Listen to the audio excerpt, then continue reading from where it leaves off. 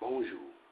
Le travail que nous présentons porte sur la classe inversée en formation continue des enseignants. Quels effets sur le processus enseignement-apprentissage?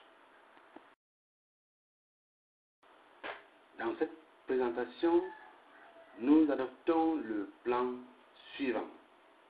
Objectif général, indicateur de la variante dépendante altération du processus enseignement-apprentissage, indicateur de la variable dépendante gain d'efficacité, premiers essais d'expérimentation. Et dans ces premiers essais, nous nous attacherons à présenter la méthodologie, le choix des échantillons, la formation, la sensibilisation des échantillons, la préparation et la mise à disposition du cours, les outils de collecte de données, le déroulement de l'expérience, les résultats, l'analyse et l'interprétation des résultats.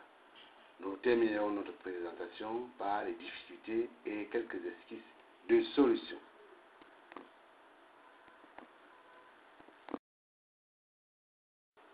L'objectif général de notre travail est de mesurer les effets de la pratique de la classe inversée en formation continue des enseignants sur le processus enseignement-apprentissage. Il faut noter que la classe inversée est un modèle pédagogique de plus en plus en vogue. Donc, dans ce travail, il s'agit de voir quels sont les effets de cette pratique dans le cadre de la formation continue des enseignants, notamment sur le plan dans le processus d'enseignement-apprentissage. Pour notre travail, nous avons identifié deux principales variables indépendantes. La première variable indépendante est l'altération du processus enseignement-apprentissage. Et pour cette variable, nous avons défini des indicateurs selon deux dimensions. Une première dimension est l'enseignement et la deuxième dimension est l'apprentissage. Pour ce qui est de l'enseignement, les principaux indicateurs sont la centration de l'activité sur l'apprenant, l'augmentation du temps de travail, l'accent sur le suivi individualisé, les activités d'apprentissage variées et significatives, la créativité et l'imagination, et enfin l'insertion des outils technologiques. Dimension apprentissage, indicateur travail en équipe, coopération, collaboration, co-construction, utilisation des technologies, individuation, rétroaction enrichie, compétences de niveau supérieur. Et ces indicateurs sont chacun définis, pour chaque indicateur, précisons-le, nous avons défini des modalités. Par exemple, pour la centration de l'activité sur l'apprenant, il s'agira d'évaluer en termes de pourcentage le nombre d'activités menées par l'apprenant sur l'ensemble des activités du groupe classe. Et pour, par exemple, l'augmentation du temps de travail, il s'agira d'apprécier ce temps de travail par rapport au temps mis pour la préparation du cours et au temps mis pour les interactions. En ce qui concerne la dimension apprentissage, pour l'indicateur d'utilisation des technologies, il s'agira comme modalité d'indiquer le nombre d'heures de travail le nombre d'heures de travail par journée, le nombre de temps pendant lequel on utilise les nouvelles technologies, le nombre de ressources téléchargées, le nombre de fois que l'apprenant a accédé à l'espace numérique de travail, ainsi de suite.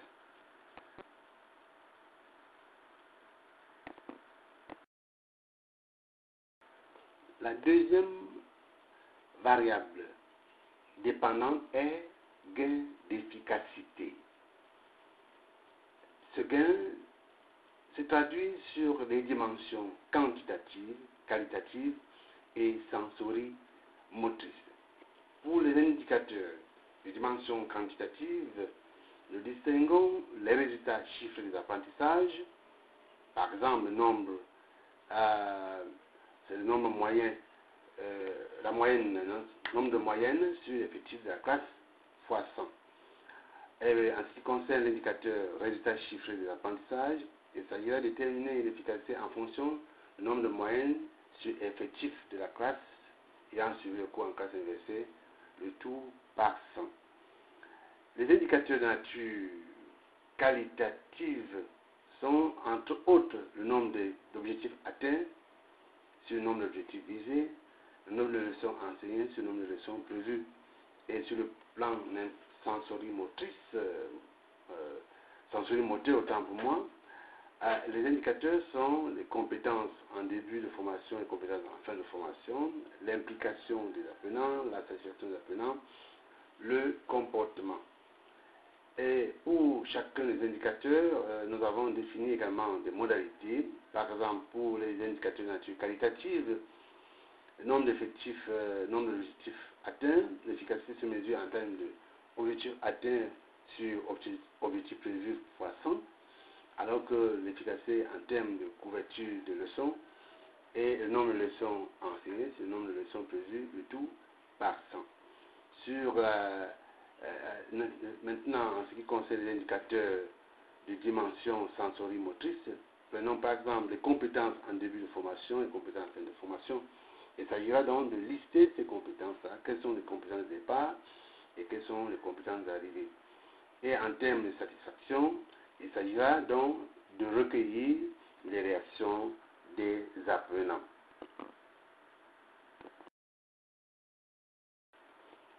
Pour vérifier donc toutes ces variables et à partir des indicateurs, nous avons procédé aux premiers essais d'expérimentation. L'objectif était donc de contrôler les variables dépendantes par la mesure des indicateurs prégnance du travail collaboratif et implication. Nous avons donc fait 5 tests au total et le terrain d'expérimentation était 2 classes de terminale tenues par une enseignante, une classe de première D tenue par un enseignant, une classe composite constituée de personnes de tous âges et engagées dans l'apprentissage de la musique, notamment du solfège, et un dernier terrain était construit par une classe de licence deuxième année en stylisme modernisme dans un institut universitaire. Il s'agit de l'Institut de Beaux-Arts de Fumban.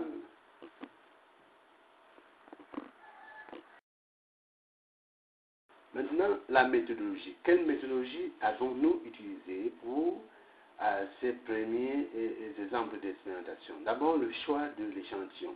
Il s'est fait par des entretiens sur la base d'un certain nombre de critères.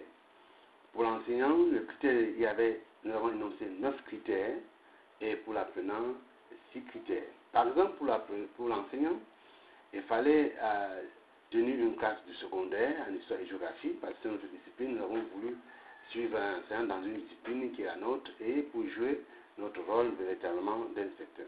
Il fallait en outre avoir des notions de base de saisie, de navigation sur Internet et d'utilisation de la messagerie. Mais il ne fallait pas avoir une connaissance déjà de la classe inversée pour que les résultats ne soient pas biaisés. Ça, c'est entre autres 9 critères. Pour l'apprenant, maintenant, il fallait disposer d'une adresse électronique, avoir des notions de base en saisie, en navigation sur Internet et en termes d'utilisation de la messagerie, disposer d'un ordinateur personnel d'une connexion Internet ou disposer d'un téléphone portable Android, être capable de consulter et de télécharger une ressource en ligne, être disposé à apprendre avec TIC et utiliser un médium social, Twitter, WhatsApp ou Facebook. Toujours en termes de méthodologie, maintenant, la formation, la sensibilisation de l'échantillon et la préparation et la mise à disposition du cours. Il s'agit là des conditions préalables. Dans cette méthodologie, nous avons mis donc des conditions préalables. La première chose, c'est la méthode de formation. Nous avons opté pour le coaching. Dans le coaching, donc, le coach, qui est le formateur, et l'enseignant co-travaillent. Ils collaborent le cours, définissent ensemble les activités à mener et planifient, programment le passage de cours. La deuxième chose, c'est la sensibilisation des élèves, parce qu'il faut les préparer à la classe inversée et c'est le travail de l'enseignant. La troisième chose, c'est la mise à disposition du cours par le coach et l'enseignant. Cette mise à disposition consiste à envoyer à travers les réseaux sociaux, par les adresses des apprenants, et à déposer donc sur le cours sur YouTube. Il s'est également agi pour les apprenants qui ne disposent pas d'un outil informatique d'imprimer le cours sur papier et de le distribuer. En ce qui concerne les outils de collecte de données, nous avons utilisé 3 principaux outils. D'abord, les entretiens ouverts. Les entretiens sont déroulés en carrefour pédagogique au terme de chaque leçon entre le coach et l'enseignant, en vue donc de voir ce qui a marché, ce qui n'a pas marché et quelle est la prochaine action à mener pour le prochain cours. L'autre série d'entretiens a concerné l'enseignant, le formateur et les élèves, avant, mais aussi après chaque cours. Le deuxième outil était le questionnaire d'opinion. Ce questionnaire était adressé aux apprenants. Immédiatement après la fin du cours, l'apprenant était appelé à répondre par écrit à un questionnaire d'opinion. Et le troisième outil de collecte de données, c'est l'observation de la classe. L'observateur s'est assis au fond de la classe pour voir ce que font et disent aussi bien l'enseignant que les apprenants. Maintenant, le déroulement de l'expérience. Il y a eu deux modalités. D'abord, avec les apprenants qui disposaient d'une capsule vidéo en ligne. Le cours commençait par un contrôle de prérequis et des questions permettant de savoir si les apprenants s'étaient appropriés la capsule. Ensuite, l'enseignant continuait son cours comme à l'accoutumée, mais en interpellant de temps à autre les apprenants qui déclaraient avoir pris connaissance de la capsule. Et à la fin du cours, il y avait un entretien ouvert, d'abord avec les apprenants après la fin du cours, et ensuite avec l'enseignant dans le cadre de ce qu'on appelle le carrefour pédagogique. Mais la deuxième modalité concernait les apprenants qui avaient le cours sur format papier. L'enseignant débutait son cours par la régulation, le brainstorming, portant sur les activités ayant été menées hors classe. Et on a fait à ce niveau usage des vidéoprojecteurs qui permettaient donc de visionner et visualiser les réponses des uns et des autres et de créer ainsi des interactions. Ensuite, donc, après cette phase de démarrage, il y avait la projection d'un certain nombre de déploiements d'un certain nombre d'images prises dans le cours que les élèves ont vu à découvrir à la maison. Et après ces déploiements, les apprenants étaient répartis en petits groupes pour travailler sur les thèmes, sur les questions bien définies. Et à la fin, il y avait restitution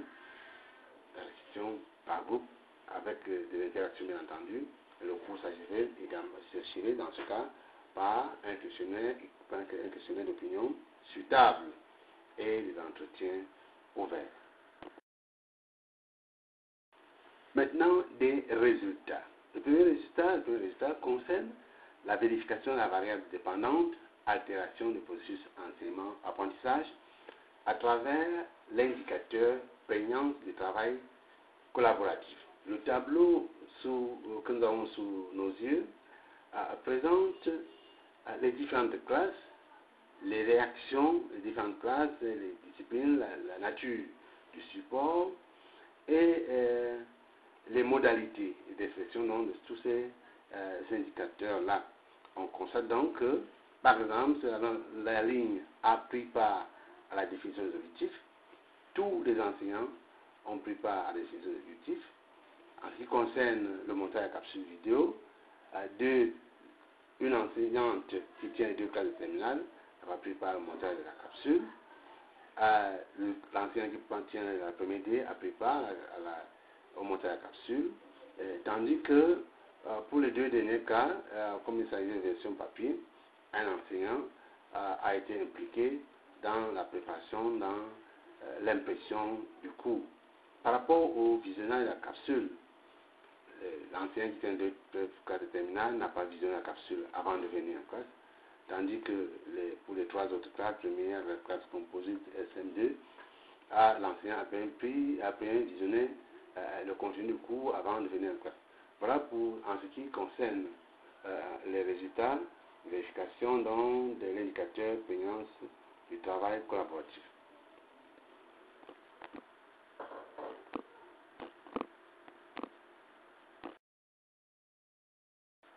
Pour ce qui concerne la vérification de la variable dépendante gain d'efficacité à travers l'indicateur implication de l'apprenant, nous avons donc également le tableau qui définit les classes, le format de cours, le nombre d'élèves inscrits, le nombre d'élèves ayant reçu le cours, parce que dans chaque classe, nous avons constitué deux groupes.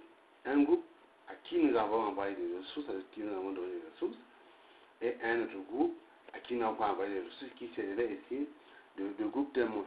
Mais à l'exception donc des élèves de classe composite et de classe de SM2, notamment, de tous les apprenants de la classe de SM2 ont eu le cours support papier, tandis que ceux de la classe composite ont, il y avait 15 inscrits, mais 10 seulement étaient destinataires du cours. Nous avons là, sous les yeux, toutes les réactions. Mais si nous prenons les trois dernières colonnes, nous constatons qu'il y a une faible réaction en termes de visionnage du cours, en termes de lecture, en termes de réponse aux questions. Seule la classe SM2 fait exception donc à des apprenants ont bien lu le cours et 22 sur 23 ont mené les activités demandées. Maintenant, l'interprétation et l'analyse des résultats. D'abord, la collaboration entre le coach et l'enseignant est de mise à travers la répartition des tâches, la codéfinition des objectifs et des activités d'enseignement-apprentissage, ce qui confirme dans notre hypothèse secondaire 1, selon laquelle l'utilisation de la classe inversée comme outil de formation continue entraîne la modification des processus d'enseignement-apprentissage et donc la manière d'encadrer pédagogiquement les enseignants de terrain. Et à condition, bien entendu, pour le formateur d'être sans cesse imaginatif. Il y a également une étroite collaboration, cette collaboration Rome, l'isolement dans lequel se trouve bien souvent l'enseignant.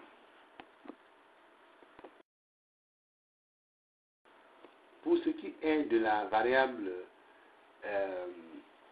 implication des apprenants, la variable gain d'efficacité avec indicateur faible implication des apprenants, nous rendons compte qu'il y a une très faible implication des apprenants à la question des élèves de SM2. Et il y a eu des justificatifs. Beaucoup d'apprenants ont déclaré n'avoir pas eu le cours à temps, n'avoir pas eu une connexion Internet. Par contre, la classe SM2 est plus motivée parce que face à leur propre enseignant, et ils n'ayant pas eu la contrainte d'aller sur le net puisqu'ils avaient le cours sur le format papier. Ce qui veut dire que l'hypothèse secondaire 2, gain d'efficacité, mesurée à travers l'implication des apprenants, semble ne pas se vérifier en l'absence de motivation intrinsèque et du caractère attractif des consignes.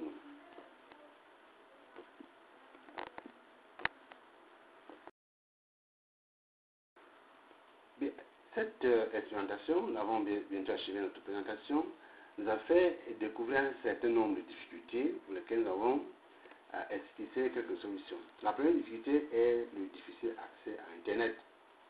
Donc, il nous faudra par la suite envisager la possibilité de payer la connexion pour des participants, ce qui pose un problème de financement. Il y a également une faible utilisation de l'Internet due au coût, due à l'absence de temps, due également au faible niveau d'alphabétisation numérique. Ce qui veut dire que, en dehors de la possibilité que nous avons évoquée tout à l'heure, c'est-à-dire celle de pouvoir payer la connexion Internet pour les participants, il faudra sélectionner véritablement ceux qui ont une connaissance acceptable dans la manipulation de l'outil informatique. La troisième difficulté est le doute que nous avons sur l'organisation des sessions de formation par l'inspection.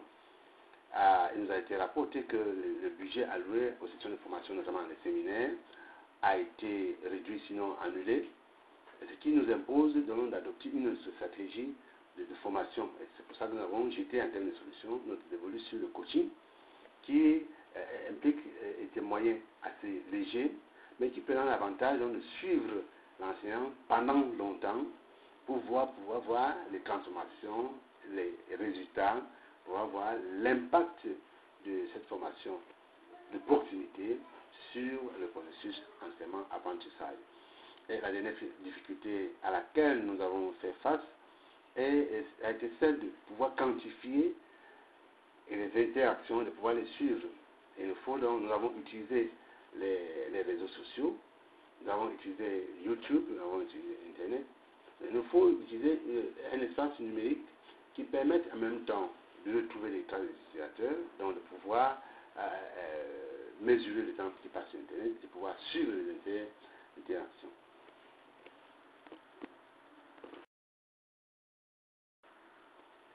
Nous présentons de manière sélective quelques références que nous avons utilisées pour élaborer ce travail.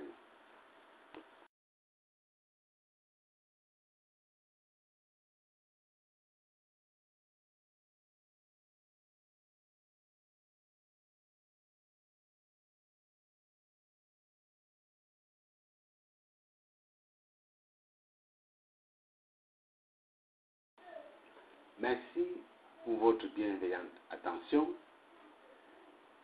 Nous sommes ouverts à vos remarques bienveillantes, vos remarques pertinentes. Inversons la classe. À tout à l'heure.